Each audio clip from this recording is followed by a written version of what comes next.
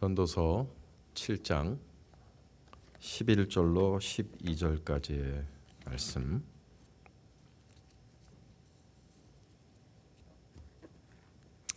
완전한 지혜라는 제목으로 하나님 말씀 나누겠습니다.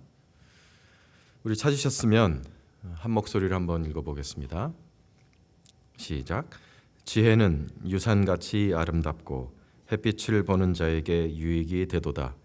지혜의 그늘 아래에 있음은 돈의 그늘 아래에 있음과 같으나 지혜에 관한 지식이 더 유익함은 지혜가 그 지혜 있는 자를 살리기 때문이니라. 아멘.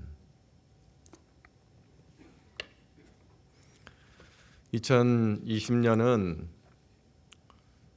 여러모로 기억이 되는 한 해인데, 우선은 바이러스로 온 세계가 신음하는 한 해이기도 하지만 아마 대한민국의 위상이 이토록 높아진 한 해는 없었을 것이다 라고 말씀하시는 분들도 많아요.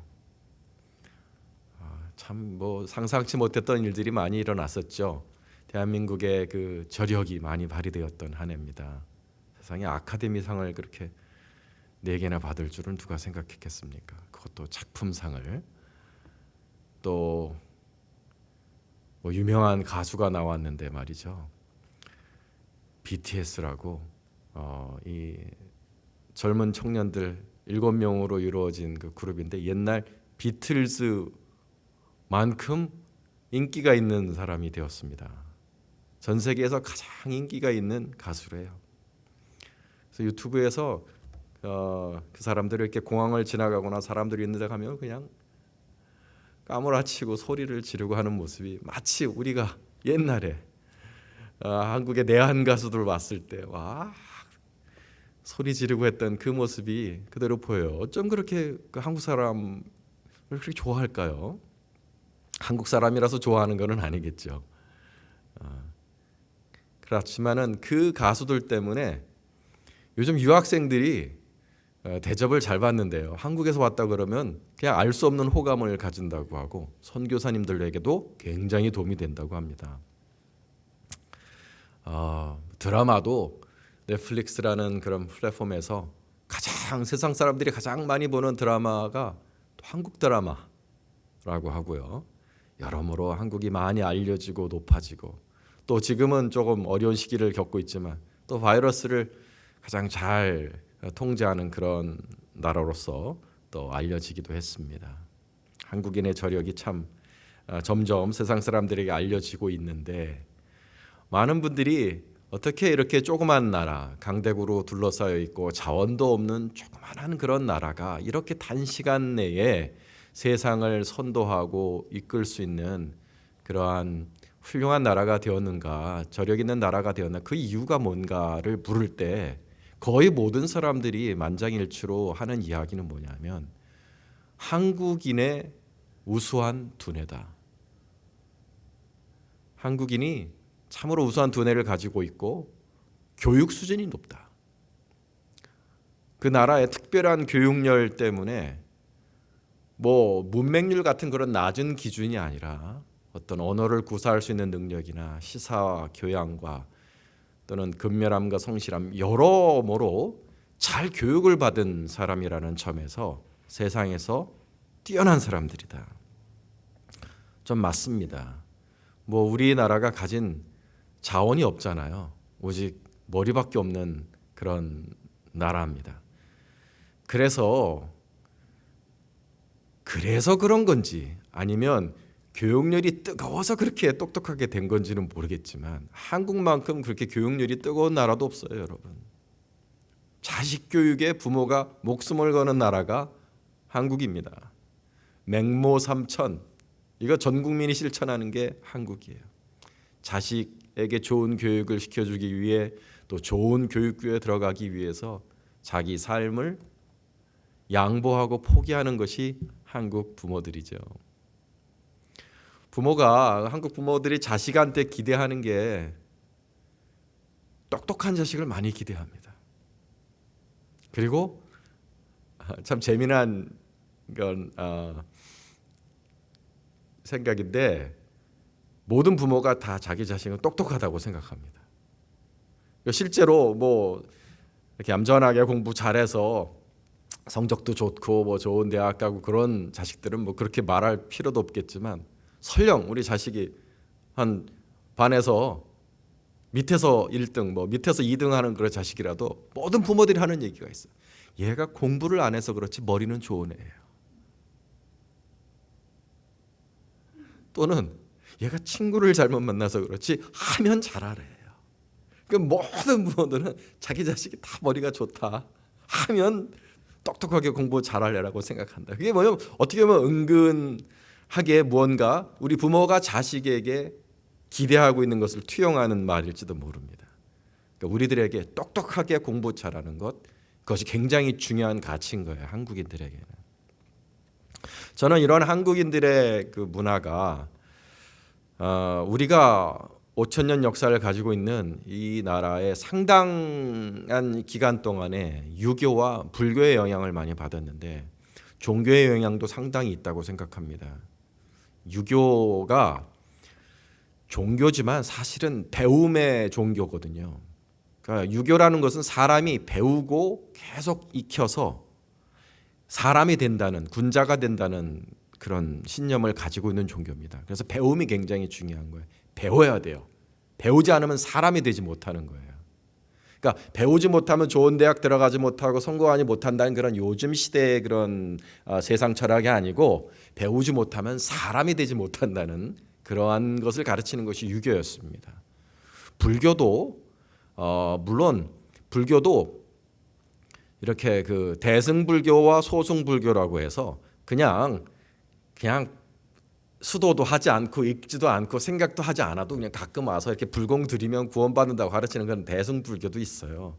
근데 우리나라에 들어온 불교는 그렇지는 않습니다. 굉장히 연구하고 수련해서 이렇게 깨달음에 이르러야 성불한다고 가르치는 그런 소승불교가 강세를 이루고, 그런 부분에서 세계에서 가장 뛰어난 그 불교의 깊이를 가지고 있다고 말하는 거죠. 그래서 그러니까 이 불교도 굉장히 연구하고 수련하고 참선에 들어가고, 도노 돈수냐 아니면 도노 점수냐, 그러니까 점진적으로 계속 깨달아가면서 또 점진적으로 이렇게 올라가는 도노 점수냐, 아니면 어느 순간 팍 깨달아서 성불하게 되는 도노 돈수냐 차이는 있지만, 근본적으로 우리 한국의 불교가 가진 철학은 깊습니다. 연구하고 공부하고 생각하고 참선하고 명상해서 성불에 이른다는 그러한 신앙을 가르쳐요. 여러모로 한국은 배우는 것을 중시하고 교육을 많이 받는 나라입니다. 온 국민이 이렇게 교육에 열심히 임하고 배우는 것을 중시하니 장점이 많습니다. 똑똑한 민족이 되었고 장래가 있다 말할 수 있을 것입니다. 한국인보다 더 교육을 잘 시키는 나라가 있어요. 그런데 어디죠 여러분? 아시겠지만 유대인들입니다. 유대인들은 한국인들보다 더 지독해요. 그리고 더 교육을 잘 시켜요. 한국인의 교육은 굉장히 지식 중심의 단편적인 교육에 굉장히 몰입을 하는데, 유대인들의 자녀 교육은 입체적입니다. 학교의 학과 공부뿐 아니라, 그러한 지식 공부뿐 아니라요, 굉장히 언어 교육을 중시해요. 그래서 굉장히 여력이 있는 유대인들은 자녀들에게 라틴어를 가르칩니다. 어릴 적에 5살에 라틴어. 그다음에 조금 더 애가 따라올 수 있다 싶으면은요, 그릭, 헬라어까지 가르쳐요. 서구 문명의 기반에는 라틴과 헬라가 있잖아요. 한국어도 마찬가지입니다. 한국어를 잘하려고 그러면 뭘 잘해야 돼요? 한문을 알아야 돼요. 똑같은 겁니다. 그것뿐 아니에요. 유대인들이 12살 되면 아이를 이제 성인 취급하기 시작하는데, 12살 선물이 뭔지 아세요 여러분? 주식계정입니다. 주식계정. 스탁 어카운트를 주어요. 뭐 500불을 넣어주는 데도 있겠고 1000불을 넣어주는 데도 있겠지만, 그 친척들이, 그 부모와 그 반개 친척들이 모두 돈을 모아서 스탁 어카운트를 만들어서 1000불, 2000불, 뭐 부잣집은 10,000불 넣어주겠죠. 애가 12살부터 그러므로 뭘 보는 거예요? 경영을 보고 경제를 보고 생각하게 되잖아요. 우리 은수가 이제 눈을 떠서, 은수가 제 아들놈이 이제 주식을 하고 싶어요. 뭐 이유는 뭐냐면 돈을 벌어서 자기 컴퓨터를 하나 사고 싶다고, 좋은 컴퓨터를 사고 싶은 거예요. 그래서 그렇게 해주겠다 그랬어요. 그래서 이번에 제가 크리스마스 선물로 저도 스탁 어카운트를 하나 주려고 합니다. 그러니까 얘가 은수가 뭘 생각하냐면 자기가 관심 있는 기업의 경영 지표를 보는 거예요. 그 조그만 애가. 유대인들이 그걸 12살부터 합니다. 그러니까 애들이 그 생각이 어떻겠어요? 그건 아니죠. 종교를 배웁니다. 회당을 중심으로 해서 종교를 배워요. 히브리어는 기본이고 종교를 배우고 인맥 쌓는 법을 배웁니다. 이 유대인들의 특별한 점은 인맥을 굉장히 중요하게 생각하는 사람들이에요. 서로 이끌어주고 끌어주는 그걸 어릴 적부터 배워요. 파편적으로 독립적으로 이렇게 고립되어서 살지 않아요. 그러니까 유대인들의 교육은 굉장히 입체적입니다. 그러니까 훌륭한 사람들이 나오는 거죠.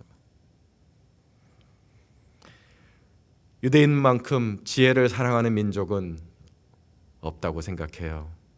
왜냐하면 유대인들의 정신문화의 기본에 깔려있는 구약 성경이 지혜를 사랑하기 때문입니다. 구약 성경을 보면은요, 지혜를 찬양하는 구절이 얼마나 많은지 몰라요. 심지어는요, 하나님을 지혜라고 부릅니다. 하나님을 지혜라고 불러요. 잠언 8장에 보면 천지를 짓는 창조자 하나님의 옆에서 그 창조를 거두는 창조의 인스트루먼트가 된 것이 뭐냐? 지혜라고 말합니다. 예수님이시잖아요. 그렇죠? 그 지혜를 성경을 번역할 때 신약에 뭐라고 번역했냐면 로고스라고 번역했습니다. 로고스. 그래서 신약에는 말씀으로 나오죠. 그러니까 말씀과 지혜와 하나님이 다 같은 말인 거예요. 오늘 우리가 보게 될 솔로몬의 전도서에는 지혜의 장점을 여러 가지로 말하고 있습니다. 제가 한번 읽어드릴게요. 2장 13절에 내가 보니 지혜가 우매보다 뛰어남이 빛이 어둠보다 뛰어남 같도다. 4장 13절은 가난하여도 지혜로운 젊은이가 늙고 둔하여 경고를 받을 줄 모르는 왕보다 낫다. 7장 11절에는 지혜는 유산같이 아름답고 햇빛을 보는 자에게 유익이 되도다. 지혜의 그늘 아래 있으면 돈의 그늘 아래 있음과 같으니 지혜가 관한 지식이 더 유익함은 지혜가 그 지혜에 있는 자를 살리기 때문이니라. 7장 19절은 지혜가 지혜자를 성읍 가운데 있는 10명의 권력자들보다 더 능력이 있게 하느니라. 9장 17절에는 조용히 들리는 지혜자들의 말들이 우매한 자들을 다스리는 자의 호령보다 나으니라. 9장 18절은 지혜가 무기보다 나으니라. 이렇게 지혜를 찬양하고 있습니다. 네, 여러분, 지혜는 이와 같이 유익한 것입니다. 지혜가 나라를 살리고 지혜 있는 사람은 성공하고 부유해집니다. 지혜로우면 이 세상에서 여러 가지로 앞서게 됩니다. 그러나 지혜가 유익한 것이지만 완전한 것은 아닙니다, 여러분. 지혜를 우상시하시면 안 됩니다. 똑똑한 것이 만능이 아닙니다. 솔로몬은 평생 지혜를 추구한 사람이었어요. 솔로몬만큼 지혜로운 왕이 없었다고 하였고 그는 평생 지혜를 얻기 위해 밤낮 노력했던 사람입니다. 우리 말씀 한번 보실까요? 전도서 1장 16절로 17절을 보시면 내가 내 마음속으로 말하여 이르기를 보라 내가 크게 되고 지혜를 더 많이 얻었으므로 나보다 먼저 예루살렘에 있던 모든 사람들보다 낫다 하였나니 내 마음이 지혜와 지식을 많이 만나 보았음이로다. 내가 다시 지혜를 알고자 하며 미친 것들과 미련한 것들을 알고자 하여 마음을 썼으나 뭐라고요? 이것도 바람을 잡으려는 것인 줄을 깨달았도다. 그만큼 지혜로운 사람이었고 그 지혜 때문에 그렇게 부유해졌고 그렇게 권력을 가졌고 그렇게 칭송을 받은 사람인데 결국 내린 결론이 뭐냐면 결국은 바람을 잡는 것이로다. 솔로몬은 말하기를 지혜를 써서 하늘에 있는 일들을 연구하며 살피는 것은 괴로운 일이라고 하였어요. 괴로운 일이다. 13절을 보시면 1장 13절을 보시면 마음을 다하며 지혜를 써서 하늘 아래서 행하는 모든 일을 연구하며 살핀즉 이는 괴로운 것이니 하나님이 인생들에게 주사 수고하게 하신 것이라 하였습니다. 두 번째로 지혜를 추구하며 궁극의 지혜를 얻기 위해, 깨닫기 위해 더 똑똑해지게 노력하는 것은 사람을 병들게 한다 그랬어요. 12장 12절을 보시면 내 아들아 또 이것들로부터 경계를 받으라. 많은 책들을 짓는 것은 끝이 없고 많이 공부하는 것은 몸을 피곤하게 하느니라. 많이 공부하는 건 몸을 피곤하게 한대요. 지혜가 바람을 잡는 것인 이유는, 결정적인 이유는 뭐냐면 우리가 아무리 지혜를 궁구한들 하나님을 알 수는 없다는 것입니다. 8장 17절을 한번 보시면 내가 하나님의 모든 행사를 살펴보니 해 아래에서 행해지는 일을 사람이 능히 알아낼 수 없도다. 사람이 아무리 애써 알아보려고 할지라도 능히 알지 못하나니 비록 지혜자가 아노라 할지라도 능히 알지 못하노라. 그리하여 지혜는 바람을 잡는 것인데 지혜롭다고 해서 행복한 것도 아니고 결국은 지혜자도 죽고 우매한 자도 죽고, 그래서 바람을 잡는 듯이 허무하다는 것입니다. 2장 14절에 지혜자는 눈이 머릿속에 있고 우매자는 어둠 속에 다니지만 그들 모두가 당하는 일이 모두 같으리라. 내가 지혜가 있었다 한들 내게 무슨 유익이 있으리요. 이것도 헛되도다. 지혜자도 우매자와 함께 영원하도록 기억함을 얻지 못하나니 후일에는 모두 다 잊어버린 지 오래일 것임이라. 이는 지혜자의 죽음이 우매자의 죽음과 일반이로다. 결국은 다 죽는다는 거예요. 배우고 수련하고 공부하고 깨닫는다 하여 여러분 완전해지는 것 아닙니다. 행복해지는 것도 아닙니다. 지성이 극에 달하고 깨달음을 얻었다 할지라도 죽음을 벗어나 신의 경지에 이를 수 있는 사람은 아무도 없습니다. 범인과 같이 죽는 운명은 피할 수가 없습니다. 지식과 지성을 추구하는 그 과정은 곤고할 뿐이며 결국에는 하나님의 하시는 일을 헤아려 알 수도 없습니다. 지혜는 유익하지만 완전한 건 아니에요. 하나님께서도 세상의 지혜를 패하셨다 하셨습니다. 고린도전서 1장 19절로 21절까지의 말씀을 보면 기록된 바 내가 지혜 있는 자들의 지혜를 멸하고 총명한 자들의 총명을 패하리라 하였으니 그 이유는 지혜 있는 자가 어디 있느냐, 선비가 어디 있느냐, 이 세대의 변론가가 어디 있느냐, 하나님께서 이 세상의 지혜를 미련하게 하신 것이 아니냐, 하나님의 지혜에 있어서는 이 세상이 자기 지혜로 하나님을 알지 못함으로 라고 하여, 이 세상이 자기 지혜로 하나님을 알지 못하기 때문에 하나님은 이 세상의 지혜를 패하셨고 미련하다 하셨습니다. 이 세상의 지혜가 궁극적으로 의미가 없는 이유는 이 세상의 지혜가 많다고 하는 일들이 열심히 공부해서 수련해서 명상해서 참선해서 결국 예수 그리스도에게 이르렀습니까? 아니요. 똑똑하다고 예수 믿습니까? 참선하고 명상한다고 예수님께 다다릅니까? 생각 많이 하고 스마트하다고 결국 예수님을 발견하나요? 아니요. 세상의 지혜가 아무리 깊다 한들 그 사람들이 예수 그리스도에게 다다르지 않으면 무슨 의미가 있습니까? 그래서 하나님이 미련하다고 하신 거예요. 세상의 지혜를 패하신 거예요. 똑똑하다고 하는 사람들, 교수라고 하는 사람들, 학자라고 하는 사람들이 결국 다다르는 것은 예수 그리스도, 하나님이 보내신 하나님의 아들 예수 그리스도가 아니라 어디에 이르러요? 무신론에 이르고 진화론에 이르고 외계인에 이르고 허무주의에 이르고 예수 그리스도에게 다다르지 못하니 결국 이 세상의 똑똑함과 지혜로움도 유익하지만 결국은 헛되고 헛되다 말할 수 있는 것입니다. 여러분 자식들 아무리 똑똑히 길러봤자 뭐합니까? 예수 그리스도에게 다다르지 못하면 무슨 의미가 있습니까? 하나님 눈에는 미련한 거예요. 그렇다면 여러분,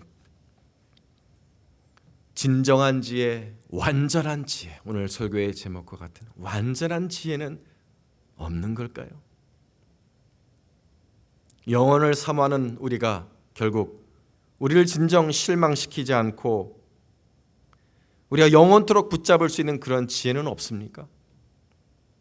배우는 게 의미 없는 거예요. 생각하는 게 의미 없습니까? 아니요.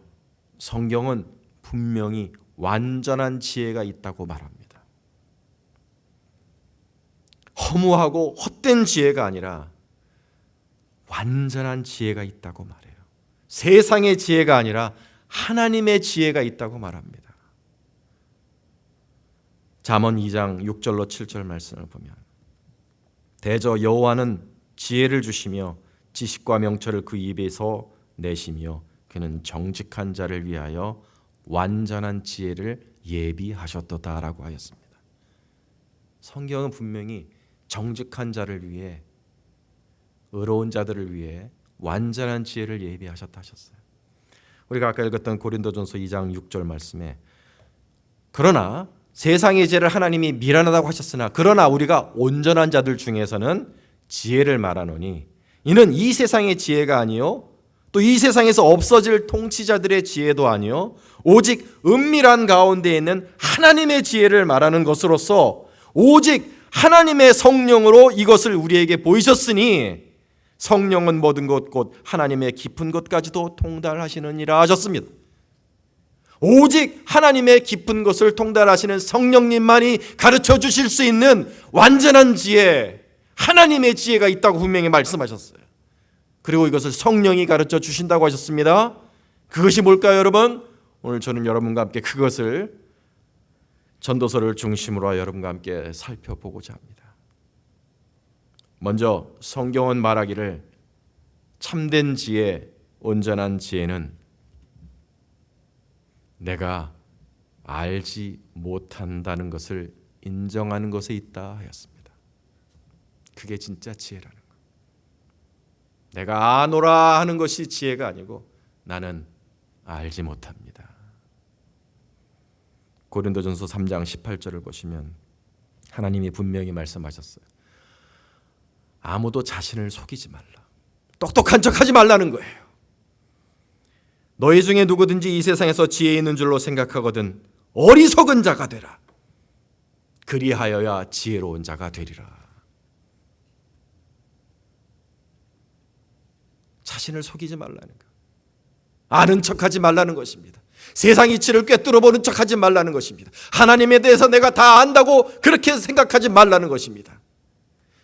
스스로 속이지 말아요. 실은 우리는 모르는 자예요. 그걸 인정하는 거. 어리석은 자가 되라. 그리하면 지혜로운 자가 되리라.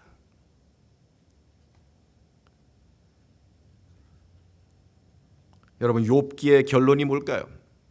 욥기의 결론이 뭐냐면 욥은 자신에게 임한 이 고난과 불행이 왜 왔을까? 왜를 물었어요. 왜? 그 이유를 알고 싶어 했어요. 알고 싶어 했던 거예요. 하나님 왜 그러셨어요?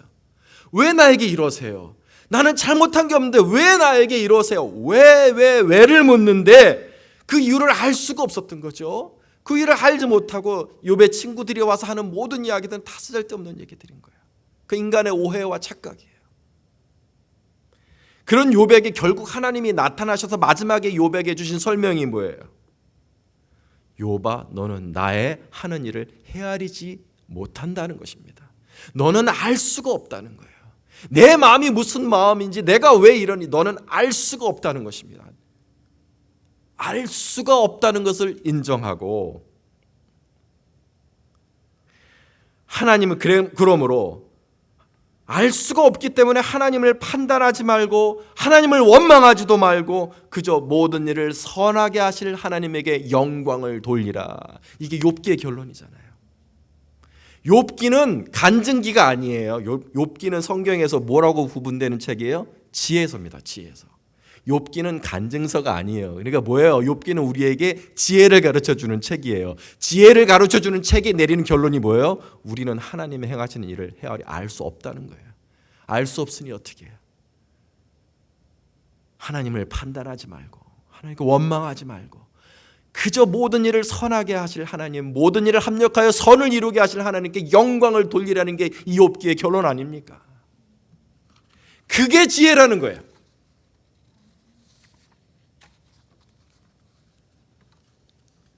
내가 하나님의 완전함을 헤아릴 수 없는 존재라는 것을 인정하는 것. 다른 말로 하면 하나님 앞에 겸손한 겁니다. 내가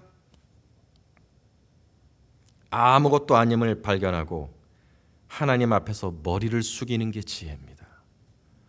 그래서 모세는 시편 90편에서 뭐라고 말했냐 하면 나의 나를 계수하는 것이 지혜라 그랬어요. 모세가 시편 90편에서 이렇게 말했습니다. 우리의 모든 날이 주의 분노 중에 지나가며 우리의 평생이 순식간에 다하였나이다. 우리의 연수가 70이요 강건하면 80이라도 그 연수의 자랑은 수고와 슬픔뿐이며 신속히 가니 우리가 날아가나이다. 12절에 우리에게 우리 날 계수함을 가르치사 지혜로운 마음을 얻게 하소서라 했어요. 내 나를 계수하여 지혜로운 마음을 얻게 하소서. 무슨 뜻입니까? 우리가 연수가 70이요 강건하면 80이다. 우리가 영원히 살지 못하는 존재라는 것입니다. 아주 잠깐 살아가는 그런 존재라는 것을, 그런 나를 계수함을 가르치사, 그런 나를 헤아리는 것을 가르치사 지혜로운 마음을 얻게 하소서.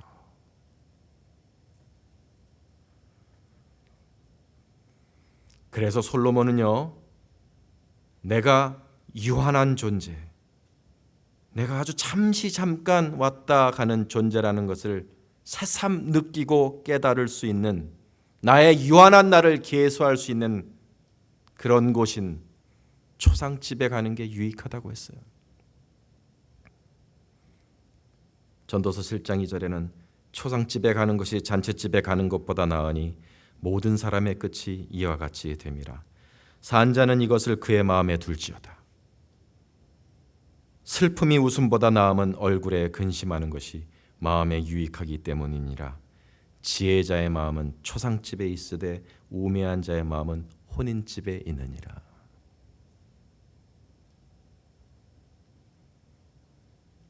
잘 먹고 잘 사는 것을 생각하고 영원히 살 것처럼 그렇게 하나님 없이 사는 것이 지혜가 아닙니다. 정말 잠깐 날아가는 듯이 살다 하나님 앞에 서는 그런 존재가 우리들임을 생각하는 게 지혜예요. 지혜는 거기서 시작합니다. 두 번째는 가볍게 사는 게 지혜라 하셨습니다. 이게 무슨 소리냐? 가볍게 사는 게 지혜다. 여러분, 우리 마음속엔 아직도 그런 생각이 있어요. 생각이 깊어지고 공부를 많이 하고 깨달으면 거기에 내 살 길이 있다. 인생은 그렇게 살아야 된다라고 생각하는 수도사적인 경향이 있습니다. 돛 닦는 사람의 마음이 있어요. 공부, 중국어로 말하면 쿵푸죠. 쿵푸. 공부해야지. 고민하면서 살아야지. 저렇게 생각 없이 살면 되겠나. 사람을 판단합니다. 그래서 가볍게 사는 사람들이 있잖아요. 생각 없이 사는 것처럼 사는 사람들을 멸시하는 경향이 있어요. 생각하며 살아야지. 너무 저렇게 살아도 돼? 근데 여러분, 진짜 도를 깨달은 사람은 누구라 그랬죠? 우리는 잠깐 왔다 가는 사람들이요, 하나님의 일을 헤아릴 수 없는, 알지 못하는 존재라는 것을 인정하는 사람이 득도한 사람이라 그랬는데, 그렇기 때문에 우리는 가볍게 살아야 되는 것입니다. 가볍게 살아야 돼요. 전도서 9장 7절을 한번 보시겠습니다. 너는 가서 기쁨으로 내 음식물을 먹고 즐거운 마음으로 내 포도주를 마실지어다. 이는 하나님이 내가 하는 일들을 벌써 기쁘게 받으셨음이니라. 내 의복을 항상 희게 하며 내 머리에 향기름을 그치지 아니하도록 할지니라. 내 헛된 평생의 모든 날, 하나님이 해 아래서 내게 주신 모든 헛된 날에 내가 사랑하는 아내와 함께 즐겁게 살지어다. 그것이 내가 평생의 해 아래서 수고하고 얻은 내 몫이니라. 세상에서 가장 지혜로운 사람 솔로몬이 내린 결론이 이겁니다. 우리는 그렇게 깨닫지도 못하고 도에 이르지도 못하는 그런 사람들이에요. 그런데요, 하나님은 우리를 받으셨다는 거예요. 우리의 그 모습 그대로 받으셨다는 거예요. 하나님이 내가 하는 일들을 벌써 기쁘게 받으셨음이니라. 하나님은 그렇게 부족한 우리의 모습을 하나님이 받으셨다는데, 하나님이 사랑스럽게 보고 계시다는 거예요. 그래서 뭐요? 기쁘게 사세요. 즐겁게 사세요. 예쁜 옷을 입고 향료를 머리에 바르고 맛있게 먹고 즐겁게 사랑하는 사람들과 즐겁게 사십시오. 가볍게 평범한 일상을 사는 사람을 생각 없이 사는 사람이라고 무시해서는 안 됩니다. 진짜 깨달은 사람은 일상의 평범한 행복이 유한한 우리들에게 내려주신 하나님의 선물이라는 것을 깨달은 사람이에요. 그걸 깨닫고 감사해야 되는 것입니다. 하나님이 다 받으셨어요. 그렇게 무겁게 살지 않아도 돼요. 지나치게 의인이 되려고 노력하지 마시고 지나치게 지혜로운 사람이 되지 말도록 하십시오. 하나님이 우리들에게 내려주신 이 일상의 행복, 즐겁게 일하고 맛있게 먹고 사랑하는 사람들과 행복하게 사는 일상의 소소한 즐거움을 하나님이 주신 선물로 감사하게 받아들이는 게 지혜입니다. 마지막으로 진정한 지혜는 하나님을 경외하는 것에 있습니다. 솔로몬은 그의 평생에 걸친 지혜를 탐구하는 이 지혜 탐구의 결론을 이렇게 내립니다. 전도서 12장 13절 말씀. 이 일의 결국을 다 들었으니 하나님을 경외하고 그의 명령들을 지킬지어다. 이것이 모든 사람의 본분이니라 하셨습니다. 이 일의 결국을 다 들었으니 내가 내린 결론은 무엇이냐? 하나님을 경외하고 그의 모든 명령들을 지킬지어다. 여러분, 깨닫고 배우고 도를 깨우친 사람이 지혜로운 사람이 아니고 배움도 짧고 생각도 짧지만 하나님을 경외하는 사람이 진짜 지혜로운 사람입니다. 배움이 짧아서 사자성어도 맨날 틀리고 맞춤법도 틀리고 결제와 결제의 차이를 지금도 헷갈리고 시사도 부족하고 교양도 부족하고 세상 돌아가는 것도 잘 이해를 못하고 그래서 오늘 공자가 어쩌고 저쩌고 도노점수와 도노동수 뭐 이렇게 얘기하는 목사의 이야기도 저게 뭔가 싶다 할지라도 하나님, 나는 하나님을 경외합니다. 나는 당신의 뜻을 듣고 순종하며 살기 원합니다. 이렇게 하나님을 경외하는 영을 가진 사람은 진짜 지혜로운 사람, 완전한 지혜를 가진 사람이라는 것입니다. 잠언 2장 2절로 7절 말씀은 이와 같은 결론을 분명하게 말해주고 있습니다. 내 귀를 지혜에 기울이며 내 마음에 명철을 두며 지식을 불러 구하며 명철을 얻으려고 소리를 높이며 은을 구하는 것 같이 그것을 구하며 감추어진 보배를 찾는 것 같이 지혜를 찾으면 2장 5절의 결론이 어떻게 내려? 지혜를 그렇게 감추어진 보배를 찾는 것처럼 찾으면 2장 5절에 여호와 경외하기를 깨달으며 하나님을 알게 되리니 우리가 정말 은을 구하며 감추어진 보배를 찾는 것처럼 간절한 마음으로 지혜를 구하다가 결국 내리는 결론이 뭐냐면 여호와 경외하기를 깨닫는다는 것입니다. 그러므로 여호와를 경외하는 것이 우리가 마지막에 찾을 수 있는 완전한 지혜요, 지혜의 종착역임을 믿으시기 바랍니다. 지혜는 내 지식과 내 똑똑한 머리에서 나오는 게 아닙니다. 깨달음도 아닙니다. 수련도 아닙니다. 공부도 아닙니다. 지혜는 나의 유한함과 보잘것없음을 인정하며 하나님을 하나님으로 인정하는 것, 그분을 경외하며 순종하며 사는 것이 지혜인 줄로 믿습니다. 사도 바울은 고린도전서에서 바로 이 완전한 지혜, 하나님의 지혜에 대하여 분명하게 말씀하셨습니다. 고린도전서 1장 18절로 24절 말씀에는 십자가의 도가 멸망하는 자들에게는 미련한 것이요 구원을 얻는 우리에게는 하나님의 능력이라. 유대인은 표적을 구하고 헬라인은 지혜를 찾으나 우리는 십자가에 못 박힌 그리스도를 전하니 유대인에게는 꺼리끼는 것이요 이방인에게는 미련한 것이라. 그러나 오직 부르심을 받은 자들에게는 십자가는 하나님의 능력이요 하나님의 지혜니라.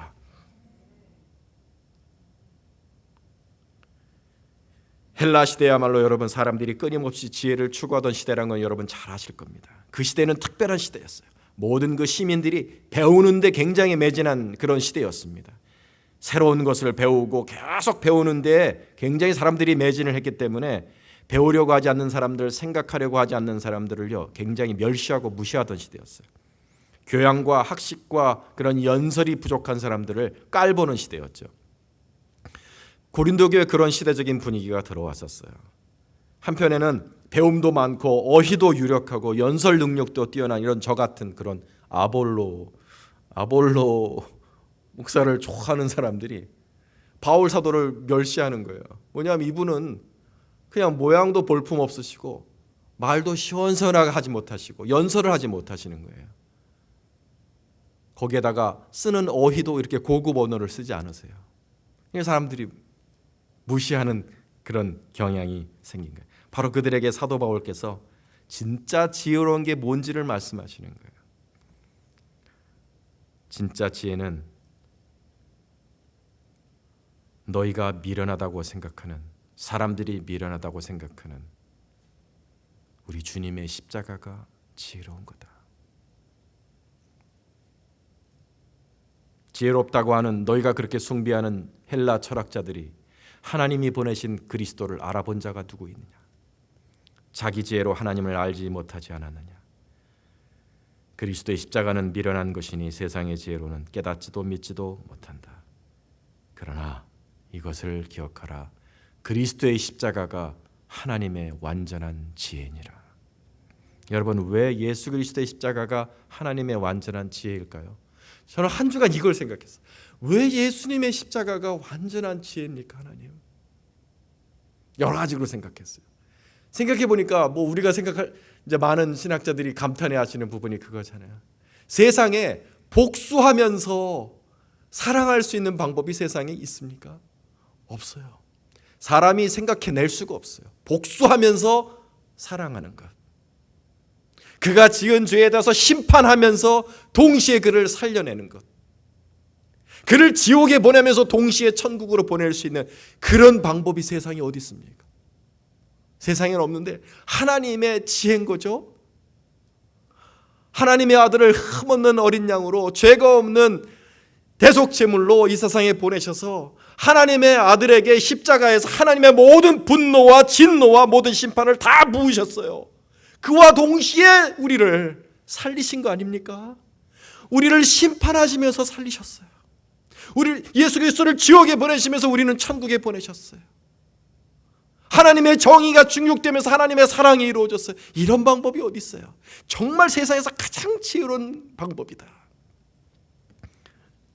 그런데 저는 이것을 생각한 거예요. 예수 그리스도께서 하나님을 경외하시는 마음이 없었다면 십자가를 지실 수 있겠느냐? 하나님을 경외하는 예수님의 마음이 없이 십자가가 가능했겠습니까, 여러분?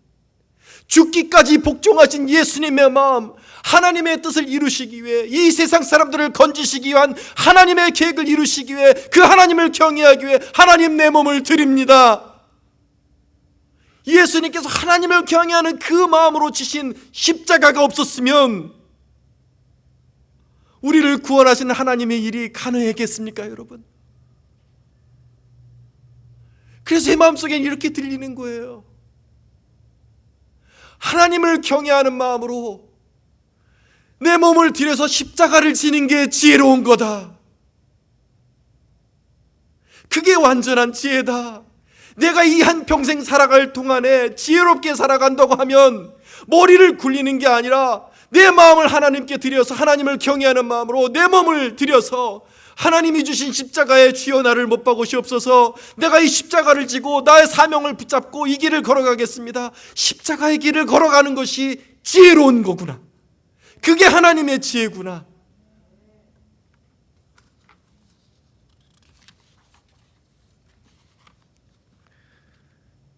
여러분, 주님은 자신을 따르려는 제자들에게 공부하라고 하지 않으셨습니다. 참선하라고 하지 않으셨습니다. 배우라고도 하지 않으셨습니다. 너는 자기 십자가를 지고 나를 따를지라 하셨습니다. 이 한마디에 많은 것이 담겨 있습니다. 그것은 사실 십자가를 지고 사는 사람이 이 세상에서 가장 지혜로운 사람이고 가장 똑똑한 사람이라는 뜻입니다. 우리가 헛똑똑이 되면 안 됩니다. 헛똑똑이 뭐죠? 머리 좋고 공부도 많이 해서 좋은 대학 가고 그래, 시사도 잘 알고 영어도 잘하고 정말 똑똑해 보여. 그런데 그 사람의 삶 속에 하나님의 완전한 지혜, 십자가가 없으면 그 사람은 헛똑똑인 거예요. 그렇게 많이 배우고 그렇게 똑똑해 봐야 뭐합니까? 그 삶 속에 십자가가 없으면, 하나님의 완전한 지혜가 없으면 뭐합니까? 그거는 헛똑똑인 거예요. 반면에 많이 못 배워도 괜찮습니다. 여러분, 시사가 부족해도 괜찮아요. 배움이 짧아도 괜찮아요.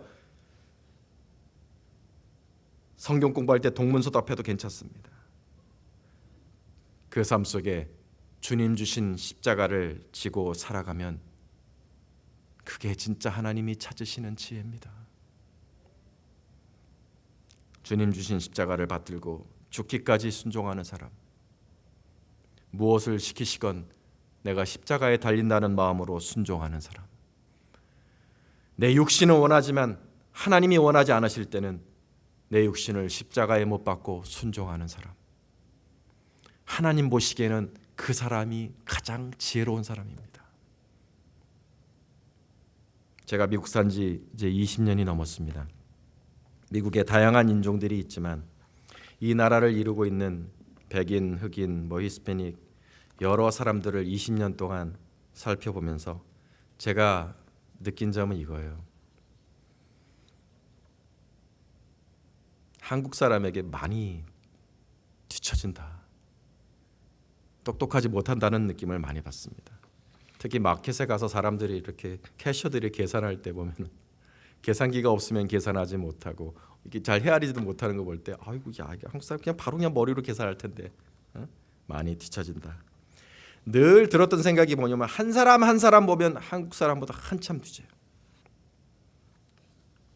그런데 왜 이 나라는 이렇게 세계 제일의 나라가 되었을까? 국민성은 그저 그런데 왜 이렇게 세계 제일의 나라가 되었을까? 그 속에 천재적인 몇 사람이 있어서 그런 것일까? 아니면 정치제도가 안정적으로 돌아가서 그런 것일까? 많은 생각을 하다가 제가 내린 결론은 이것입니다. 이 나라에는 세상의 지혜는 부족하지만 하나님의 지혜를 가진 사람들이 많았던 거예요.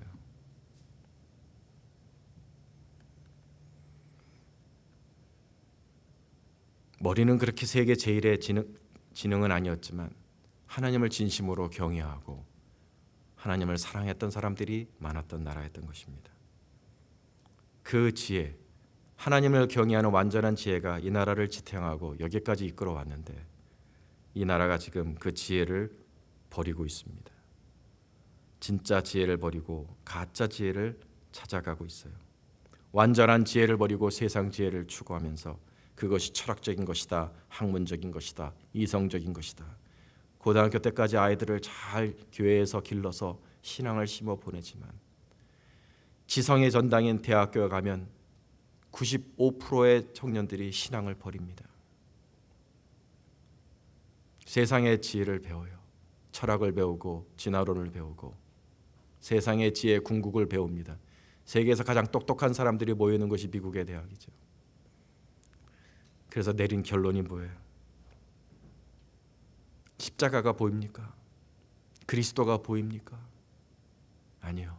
하나님을 떠나는데 그 모든 지혜의 결론이 내려지는 것을 보니 이 나라의 망조를 봅니다. 진정 이 나라를 복되게 했던 완전한 지혜가 사라지고 있음을 봅니다. 그와 같은 눈으로 보면은요, 한국 사람 배움 많다고 자랑하고 똑똑하다고 자만할 거 없습니다. 한국이 여기까지 온 게 우리 국민성이 똑똑하고 근면하기 때문입니까? 교육열 때문입니까? 대한민국의 부흥과 강성은 하나님을 진심으로 경외하던 때와 맞물려 있었습니다.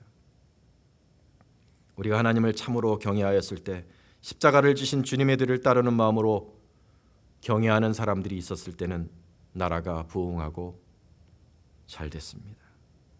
참된 지혜를 가진 사람들이 있었기에 여기까지 이르게 된 것입니다. 그렇게 하나님의 은총을 받았던 한국이 지금 망해가는 것을 봅니다. 젊은이들이 교회를 떠납니다. 청년부가 없어요. 중고등부가 없어요. 유치부가 없어요. 중고등학생들 사이에 요즘 교회를 떠나는 운동이 시작됐다고 합니다. 교회 다닌다는 말을 못 하겠대요. 지능과 교육 수준은 세계 최고요. 음악이나 영화나 드라마나 세계 최고의 예술성을 가지고 있는 그런 나라지만 우리나라의 심장은 썩어가고 있습니다. 참된 지혜를 가진 진짜 지혜로운 젊은이들이 사라지고 있어요.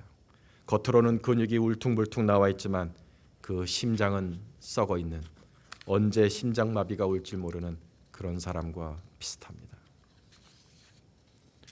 우리 미국과 대한민국이 완전한 지혜를 가진 그런 사람들이 지탱하는 나라가 되기를 원하고 원합니다. 누가 이 나라를 지탱하는 완전한 지혜자입니까, 여러분? 대학 교수도 아닙니다. 말 많은 정치인도 아닙니다. 온갖 현란한 말을 유창하게 해대는 유튜버나 방송인도 아닙니다. 산속에 있는 수도자나 스님도 아닙니다. 진짜 이 나라를 지탱하는 지혜로운 사람은 평범한 사람들입니다. 겸손한 사람, 내가 아무것도 아니라는 것을 알고 사는 겸손한 사람, 평범한 사람, 평범한 일상의 행복에 감사하고 기쁨과 웃음으로 하루하루 살아가는 사람, 그러나 십자가를 지고 하나님을 경외하는 사람, 무엇을 명하시건 순종으로 받들며 하나님 뜻을 행하는, 하나님을 경외하는 사람이 사실은 이 나라를 지탱하는 지혜로운 사람들인 것입니다. 오늘 이 말씀을 듣는 저와 여러분이 바로 그와 같이 하나님 보시기에 완전한 지혜를 가지고 이 나라를 복되게 하는, 무기보다 강하며 왕보다 낫고 권력자보다 강력한 소중한 지혜자들이 되실 수 있기를 주님의 이름으로 축원합니다. 아멘. 기도하겠습니다.